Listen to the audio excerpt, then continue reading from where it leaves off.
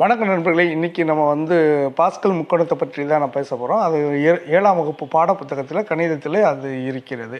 சரி, இது இன்றைக்கி பார்க்கும்போது நம்ம பாஸ்கல் பற்றி சில தகவல்களை நம்ம தெரிஞ்சுக்கலாம் அப்படின்னு நினைக்கிறேன். பாஸ்கல் பிரெஞ்சு விஞ்ஞானி. ஆக்சுவலாக அவர் ஒரு பாதிரியாராக இருந்தவர். பிற்காலத்தில் மிகவும் முக்கியமாக அவர் பாதிரியாராக போயிட்டார். அதுக்கு முன்னாடி அவர் ஒரு நல்ல கணிதவியல் துறையிலையும் இயற்பியல் துறையிலும் நிறைய சாதனைகளை படைத்தவர். அவருக்கு இயற்பியல் துறையில் கூட அவருடைய பெயரை வச்சுருக்குறாங்க. நம்ம ஒரு அலகுக்கு பாஸ்கல் அலகுன்னு ஒன்று வச்சுருக்குறாங்க. அதே போல் அவர் 1623 பிறந்து 1662 மரணமடைகிறார். இந்த காலகட்டத்தில் அவர் நிறைய விஷயங்களை பதிவு செஞ்சு போயிருக்கிறாரு அப்படிங்கிறத நம்ம பார்க்குறோம். ஆனால் நமக்கு இன்றைக்கி பார்க்க போகிற முக்கியமான விஷயம் என்னென்னா பாஸ்கல் முக்கோணம் தான் பார்க்கணும். அந்த பாஸ்கல் முக்கோணம் அவர் கண்டுபிடிச்சதா அப்படின்னா இல்லை. 1303 சீனாவில் ஒரு புத்தகத்தில் அந்த ட்ரையாங்கிள் பற்றி பேசப்பட்டிருக்கு. அந்த ட்ரையாங்கிள் எழுதப்பட்டிருக்குது. அவர் அவர் காலத்தில் 300 ஆண்டுகளுக்கு பிறகு அவர் காலத்தில் அதை எடுத்து அவர் என்ன செய்கிறாருன்னா நிகழ்தகவை வடிவமைப்பதற்காக அதை பயன்படுத்துகிறாரு. அதனால அவருடைய பெயரில் அந்த முக்கோணம் பயன்படுத்தப்பட்டு வருகிறது அப்படிங்கிறத நம்ம பார்க்குறோம். சரி, எந்த ஒரு அறிவியல் கண்டுபிடிப்பும் தொடர்ச்சியாக ஒரே ஆளால் கண்டுபிடிப்பது இல்லை என்பதை நீங்கள் இதிலிருந்து பார்க்கலாம். எந்த ஒரு அறிவியல் கண்டுபிடிப்பும் ஏதேனும் ஒருத்தர் செய்திருப்பார். அதிலிருந்து தொடர்ச்சியாக மற்றவர்கள் பயன்படுத்தி தான் அவர் புதிதாக ஒன்றை உருவாக்கியிருக்க முடியும். எவரும் ஒரு தனிநபரால் எந்த ஒரு அறிவியல் கண்டுபிடிப்பையும் கண்டுபிடிக்க முடியாது. அப்படி கண்டுபிடிக்கிறது சரியான அதுக்கு முன்னாடி யாராவது செஞ்சுருப்பாங்க அப்படிங்கிற ஒப்பீடோடு தான் அது நடக்கும் அப்படிங்கிறதுக்கு இவருடைய கணிதம் ஒரு எடுத்துக்காட்டாக இருக்குது. ரைட்டுங்களா? ஸோ இந்த அறிமுகத்தோடு நம்ம இன்றைக்கி போகலாம். இன்றைக்கி நம்ம உண்மையில் நம்ம பார்க்க வேண்டிய முக்கியமான விஷயம் என்ன அப்படின்னு சொன்னீங்கன்னா, எண்கள் பற்றி மிக அழகாக ராமானுஜம் பேசியிருக்கிறாரு. எண்கள் மிக அழகானவை, அற்புதமான வடிவமைப்பை கொண்டவை. இது குறித்து தனியாக கூட நம்ம ஒரு முறை பேசலாம். எண்களை நாம் ஒவ்வொரு முறை பார்க்கும்போது வியக்கத்தக்க அமைப்புகளை இருப்பதை நம்ம பார்க்க முடியாது. சாதாரணமாக நம்ம எண்களை எழுதுகிறோம் இல்லையா? அப்படி நம்ம எழுதி பார்ப்போம். 1 2 3 4 அப்படின்ச்சு. 1 2 3 4 5 6 7 8 9 10 இப்படி தொடர்ச்சியாக 11 12 13 14 15 16 17 18 19 20 21 22 23 24 25 26 27 28 இப்படி நீங்கள் எழுதிட்டே போகலான்னு வச்சுக்கோங்களேன். இந்த எண்களில் ஒரு குறிப்பிட்ட அளவில் நான் 7ல் நிப்பாட்டியிருக்கிறேன். 10 வரைக்கும் நீங்கள் கூட எழுதிக்கலாம், 12 வரைக்கும் கூட எழுதிக்கலாம். அதில் ஒன்றும் பிரச்சனை நமக்கு கிடையாது. இந்த எண் எவ்வளோ அழகாக இருக்குதுன்னு பாருங்களேன். ஒரு குறிப்பிட்ட இடத்துலேருந்து ஏதேனும் ஒரு ஸ்கொயர் எடுத்துக்கோங்க, அதனுடைய மூளை விட்டங்களை நம்ம கூட்டி பார்ப்போம். ஃபார் எக்ஸாம்பிள் நம்ம இந்த ஸ்கொயரை எடுத்துக்கிடுவோம். இந்த ஸ்கொயர் எடுத்துக்கிறோம், எந்த இடத்துலனாலும் எடுத்துக்கலாம். இந்த ஸ்கொயர் எடுத்துக்கிறோம். இந்த ஸ்கொயரில் இதனுடைய மூளை விட்டங்களை கூட்டி பாருங்கள். 10 கூட்டல் 2 12, 9 கூட்டல் 3 12. பார்த்தீங்களா எவ்வளோ அழகாக அமைஞ்சிருக்கு? இந்த அழகு இதுக்குள்ளே இருக்குதுன்னு நமக்கு ஏதாவது தெரிகிறதா? இல்லை இல்லையா? இது மாதிரி ஒவ்வொரு வகையான கணித அமைப்புக்குள்ளும், எண்களின் அமைப்புக்குள்ளும் நமக்கு ஏகப்பட்ட புதிய விஷயங்களை நம்ம பார்க்க முடியும் அப்படிங்கிறத நம்ம பார்க்குறோம். ஸோ இதில் 2 தான் பார்க்கணும்னா வேறு எங்கேயாவது போட்டு பார்க்கலாமா அப்படின்னா இங்கே கூட எடுத்து போட்டு பாருங்கள். சரிங்களா? எவ்வளோ வருது? 13 6 20, 13 7 20. ஸோ இந்த மாதிரி நீங்கள் 2 கட்டங்களை நாம் பயன்படுத்தி வருகிற எண்களை நம்ம பார்க்குறோம். இதே மாதிரி 3 கட்டத்துக்கு உறுதியாக வருமா? கட்டாயம் வரும். 3 முறைக்கு நீங்கள் கூட ட்ரை பண்ணி பார்க்கலாம். ஸோ 3 எண்கள் கொண்ட ஒரு ஸ்கொயர், ஒரு சதுரத்தை நம்ம எடுத்துக்கொள்வோம். எடுத்துக்கிட்டது இந்த ட்ரையாங்கிளை நம்ம கூட்டி பார்க்கலாம். என்ன இருக்குது? 10 18 26 இருக்குது, 24 18 12 இருக்குது. கூட்டி பாருங்கள் எவ்வளோ வருதுன்னு. 12 18 20 30 54 54 வருது. 54 இது பாருங்கள் 54 வருது. ஸோ இது இவ்வளோதானா அப்படின்னா இங்கே பாருங்களேன், இந்த சென்டரை இதையும் கூட்டி பாருங்கள், இதையும் கூட்டி பாருங்கள். ஸோ இது மாதிரி நம்ம பல்வேறு வடிவங்களில் இருக்கிற எண்களை நாம் கூட்டும் பொழுது அதுக்கு உள் பொதிந்து இருக்கிற எண்களை நம்ம அழகாக பயன்படுத்த முடியும் அப்படிங்கிறது தான். ஓகேவா? அடுத்து இன்னொரு மாதிரியை நம்ம பார்க்கலாம். ஸோ இதுவே இன்னொரு முக்கோண எண்கள் கேள்விப்பட்டிருப்பீங்கன்னு நினைக்கிறேன்.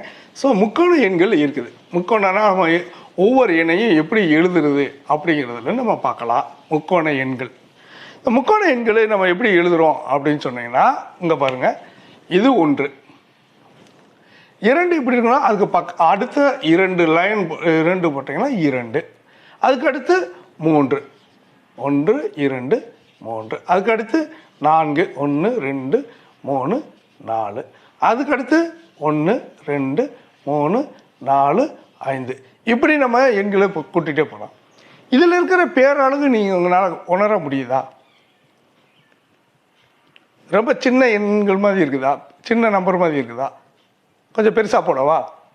ஸோ நீங்கள் சாதாரணமாக பார்க்கலாம். ஒரு ட்ரையாங்கிள் இருக்குது, அப்புறம் 2 ட்ரையாங்கிள் அப்படியே போடுறோம், அதுக்கடுத்து 3 வருது, அதுக்கடுத்து 4 வருது, 1 2 3 4. இதில் ஏதாவது உங்களுக்கு தெரியுதா? இந்த மாதிரி நம்ம போட்டு ட்ரையாங்கிள் நம்பர்ஸ் பார்த்துருக்கீங்களா? ஓகே, இந்த ட்ரையாங்கிளில் ஏதாவது நமக்கு தெரியுதா? நம்ம ஏற்கனவே போட்ட ட்ரையாங்கிளில் பார்த்தீங்கன்னா இங்கே 1 போட்டிருக்கேன், இங்கே 3 போட்டிருக்கேன், இங்கே 6 போட்டிருக்கிறேன், இங்கே 10 இது 15, ஏதாவது தெரியுதா? சார் ஆமாம், நமக்கு தேவை இங்கே ஒரு முட்டையாக போட்டிருக்குது, ஒரு 15 நம்பர் இருக்குது அப்படிங்கிற மட்டும் தான் நமக்கு தெரியுது இல்லையா? நீங்கள் இதில் யோசித்து பாருங்களேன். இது 1, இது 1 + 2, இது 1 + 2 + 3, இது 1 + 2 + 3 + 4, 1 + 2 + 3 + 4 + 5. இதில் ஏதாவது அர்த்தம் தெரியுதா? Very good. அதுதான் n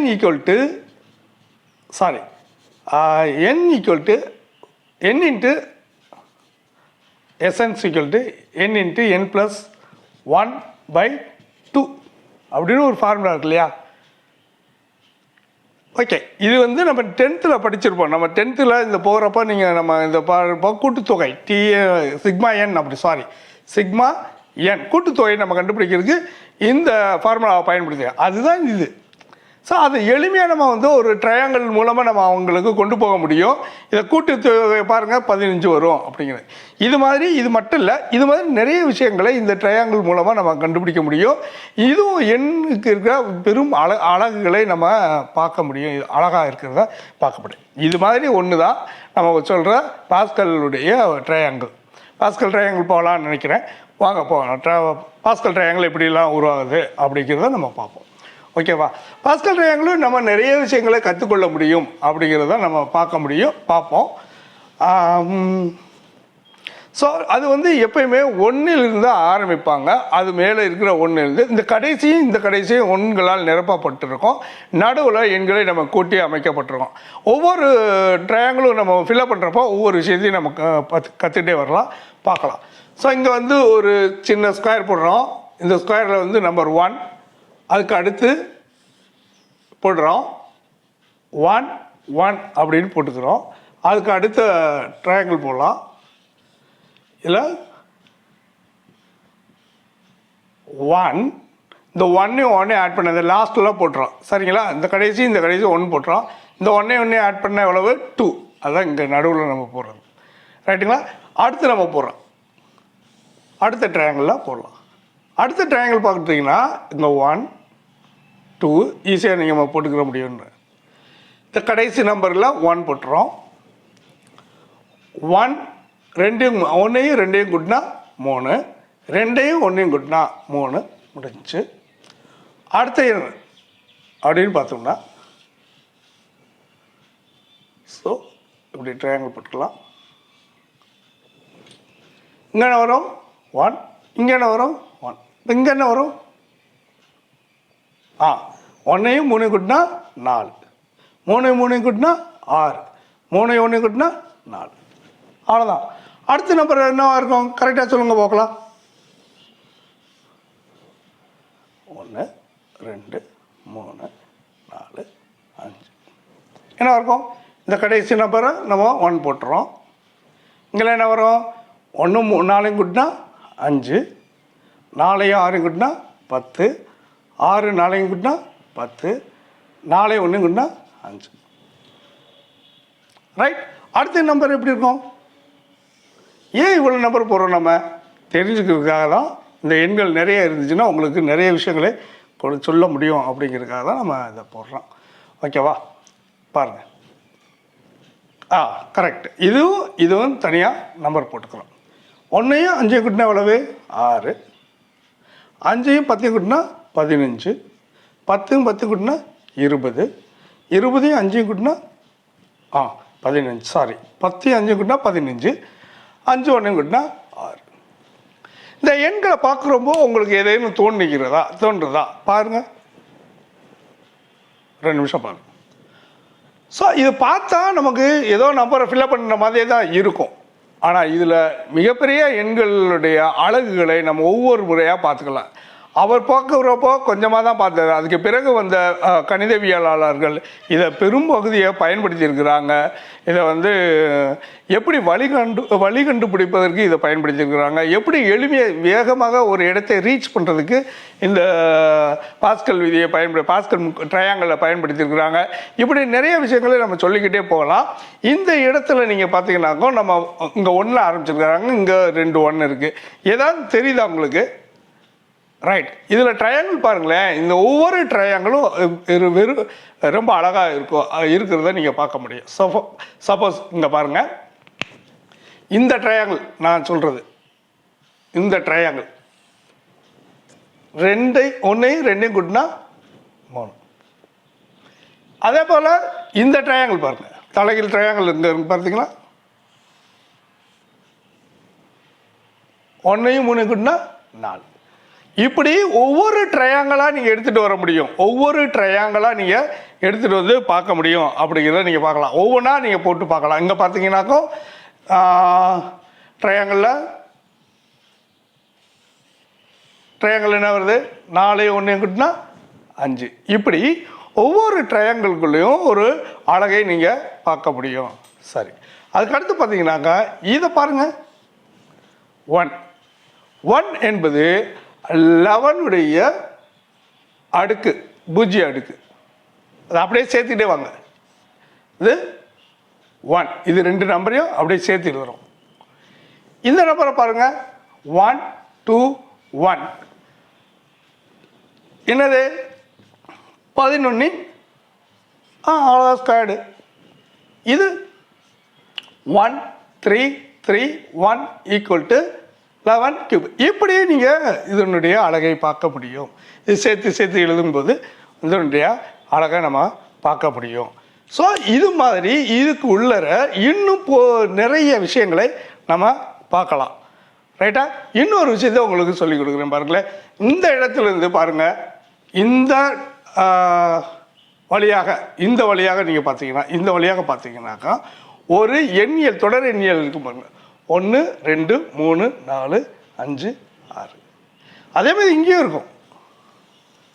இங்கேயும் 1 2 3 4 5 6 அப்படின்னு இருப்பதை நீங்கள் பார்க்கலாம். ரைட்டுங்களா? இப்படி ஒவ்வொரு விஷயத்துக்குள்ளரையுமே இந்த முக்கோணத்தை கொண்டு நம்ம பார்க்க முடியும். சமச்சீர் இதில் இருக்குது. நீங்கள் இதை இப்படியே ஒரு கட் பண்ணிட்டீங்கன்னா இது சமச்சீராகவும் இருக்கும் அப்படிங்கிறதான். அந்த இதை நீங்கள் செய்து பார்த்து எங்களுக்கு கொடுங்க, நம்ம அதை அடுத்தது போகலாம். ஓகேங்களா? இப்போ நான் அதில் திருப்பி அதில் செஞ்சுட்டு இருந்தால் நல்லா இருக்கேங்கிறத நான் புதுசாக ஒன்று போட்டிருக்கேன். ஸோ இது தவிர வேறு என்னெல்லாம் பண்ணலாம் அப்படின்னு நீ யோசிக்கிறப்போ நீ ஒவ்வொரு எண்களையும் நம்ம கூட்டலாம். எப்படி கூட்டலாம்? இதை பாருங்கள், இது 1. இது 2 எண்களையும் கூட்டலாம். 1 கூட்டல் 1 கூட்டல் 1 = 2. இதை கூட்டலாம். 1 கூட்டல் 2 கூட்டல் 1 எவ்வளோ வருது? 4. இது கூட்டினோம்னா என்ன வரும்? 1 கூட்டல் 3 கூட்டல் 3 கூட்டல் 1 = எவ்வளோ வருது? 3 3 6. 6 1 7 1 8. இதை பார்த்தா உங்களுக்கு என்ன தோன்றுறது பாருங்கள். ஏதாவது தோணுதா? Correct, 2 power n. So 2 power எண்ணை வந்து நம்ம ஈஸியாக கொண்டு வந்துட முடியும். ஒவ்வொரு இதுலேயும் கூட நம்ம வந்து இதை எப்படி ஃபார்முலாவை மாற்றுறோம் அப்படிங்கிற விஷயத்தையும் நம்ம இதில் உள்ளடக்கி கொண்டு வந்துட முடியும். நம்ம தொடர்ச்சியாக இதில் பயன்படும் போது புதிய புதிய உத்திகளை நம்ம பார்க்குறோம். சரி, இதெல்லாம் வந்து பாஸ்கல் பண்ணாரா அப்படின்னா அவர்கள் அதுக்கு தொடர்ந்து அதை ஆய்வு செய்த மற்ற விஞ்ஞானிகள் இதெல்லாம் கண்டறிந்து சொல்லியிருக்கிறாங்க. ஸோ இது ஒரு முக்கியமான விஷயமா நம்ம பார்க்குறோம்.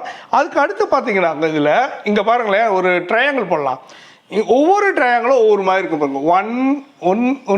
ஒன்றா இருக்குது பாருங்க, ஒன்றா இருக்கா. அதுக்கு அடுத்து பாருங்கள் 7லேருந்து ஆரம்பித்து 2, அப்படியே நீங்கள் கீழே பாருங்க 7 வரைக்கும் 2. இந்த ட்ரையாங்கிள் வந்து இப்படி முக்கோணமாக மிக அழகாக வரும், மிக அழகாக வரும். நீங்கள் பார்த்தீங்கன்னா ஒவ்வொரு ட்ரையாங்கிளும் இப்படி வருவதை நீங்கள் பார்க்க முடியும். ஸோ இது பார்க்குறதுக்கு அழகாக இருக்குது. இந்த எண்கள் குறித்து நம்ம புரிவதற்கு இது ரொம்ப பயனுள்ளதாக இருக்கும் அப்படிங்கிறத நம்ம பார்க்குறோம். அப்புறம் பார்த்தீங்கன்னாக்கும் இந்த ஃபஸ்ட்டு ஒன்று இருக்குது பாருங்க, இது ஒன்ஸாக இருக்கும் இல்லையா. இது வந்து 1 மட்டும்தான் இருக்கும், ஒன்ஸாக இருக்குது. இந்த பக்கம் பார்த்தீங்கன்னா ஒன்ஸாக இருக்கும், இந்த பக்கம் ஃபுல்லாக ஒன்ஸாக இருக்கும். அதுக்கு அடுத்து பாருங்கள் 1 2 3 4 5 6 அது வந்து எண்களாக இருக்கும். இது வந்து எண்களாக இருப்பதை பார்க்கலாம். ஸோ எப்படி எடுத்துக்கலாம், நம்ம இப்படி எடுத்துக்கலாமா? சரி, இது வந்து எண்களாக இருக்கும். எண்கள் மீன்ஸ் நான் சொல்கிறது 1 2 3 4 போடுவோம் இல்லையா, அது மாதிரி இருக்கும் அப்படின்னு நான் சொன்னேன். அதுக்கு அடுத்து 3வது லைன் இருக்கு இல்லையா, அந்த தேர்ட் ஒன் பார்த்தீங்கன்னாக்கா எப்படி இருக்குது அப்படின்னு சொன்னால் ட்ரையாங்கிள் தான் இருக்கும். இந்த இருக்கு இல்லையா, இந்த தேர்ட் ஒன் முக்கோணமாக இருக்கும், முக்கோணங்களின் கூட்டுத்தொகையாக இருக்கும். நான் ஏற்கனவே உங்களுக்கு சொல்லியிருக்கிறேன். அங்கே பாருங்கள் 2 இந்த முக்கோணம் 1 2 கூட்டினா 3. சார் இதெல்லாம் முக்கோண எண்கள். இதுக்கு பேர் என்ன அப்படின்னா இதெல்லாம் முக்கோண எண்களாக இருப்பதை நீங்கள் பார்க்க முடியும். இது முக்கோண எண், இது முக்கோண எண். எப்படி இந்த இங்கிருந்து நீங்கள் ஆரம்பிச்சீங்கன்னா ட்ரையாங்கிளாக இப்படி போயின்னா சரி 1 3 கூட்டினா 4. அப்போ இதெல்லாம் முக்கோண எண்களாக இருப்பதை நீங்கள் பார்க்க முடியும். அப்போ ஒவ்வொரு எண்ணையும் நீங்கள் தொடர்ச்சியாக இந்த ட்ரையாங்கிளை பார்க்க புதிய புதிய வழிமுறைகளை நம்ம கண்டறிய முடிகிறது. அப்படிங்கிறது தான் பாஸ்கல் ட்ரையாங்கிளில் இருக்க மிகச்சிறந்த ஒற்றுமையாக. ஏன் இதை வந்து குழந்தைகளுக்கு கொடுக்கணும் அப்படின்னு யோசித்தோம்னா, இந்த குழந்தைகள் புதிதாக கண்டறிவதற்கும் புதிய அணுகுமுறையை கற்றுக்கிறதுக்கும் இதில் நிறைய வழி இருக்குது. அதனால தான் நம்ம வந்து பாஸ்கல் ட்ரையாங்கிளை வந்து குழந்தைகளுக்கு நாம் நல்லாவே சொல்லித்தர வேண்டி இருக்குது. அவங்களுக்கு அறிமுகப்படுத்தினால் கூட போதும், அவங்கள புதிதாக கண்டுபிடிக்கிறதுக்கு முடியும் அப்படிங்கிறது. இன்னொரு முக்கியமான விஷயத்த நான் உங்களுக்கு சொல்லணும் அப்படிங்கிறது, டேர்ன் அப்படின்னு ஒன்று இருக்குது. நீங்கள் வந்து இப்போ பார்த்தீங்கன்னாக்கோ இந்த இருக்கு இல்லையா, இதை ஒரு ட்ரையாங்கிளில் கூட்டிகிட்டே வருவோம். இந்த இருக்குது இந்த ட்ரையாங்கிள் தெரியுதா, நான் கோடு போடுறது இது ட்ரையாங்கிள் இருக்குது. சாரி, ட்ரையாங்கிள்ங்கிற மூளை விட்டமாக நான் அப்படியே கொண்டு வரேன். 1 5 15 இப்படி மூளை விட்டமாக கொண்டு ஒரு டன் விட்டேனாக்கா இதனுடைய கூட்டுத்தொகை வரும். பாருங்கள் 1 6 15 21 ஒரு டன். நீங்கள் வந்து இதில் வந்துட்டு இப்படி திரும்பினே 21 வந்து. அது நீங்கள் எந்த இடத்துல வேணாலும் எடுத்துக்கோங்க. இங்கே பார்த்தீங்கன்னாக்கா 6 இதுலேருந்து எடுத்துக்கோங்க. என்ன வருது இங்கே 15 10 சாரி இது எடுத்துக்கோங்க 6 3 9 10 10 19 20 அப்படி 35 சாரி 35 அப்படி வரதை நீங்கள் பார்க்க முடியும். அப்போ ஒவ்வொரு ட்ரையாங்கிளுக்கு உள்ளறையும் ஒவ்வொரு விஷயத்துக்கும் இந்த ட்ரையாங்கிளுக்குள்ளறையும் புதிய புதிய வழிமுறைகளில் எண்களின் அழகையும் நாம் கற்றுக் கொடுக்க முடியும் என்பது தான். இதை வந்து பள்ளி மாணவர்களுக்கு எளிமையான முறையில் நீங்கள் கற்றுக்கணும். சின்ன சின்ன விஷயங்கள்லேருந்து அறிமுகப்படுத்தலாம். இது குழந்தைகளுக்கு வெகுவாக ஆர்வத்தை தூண்டும்.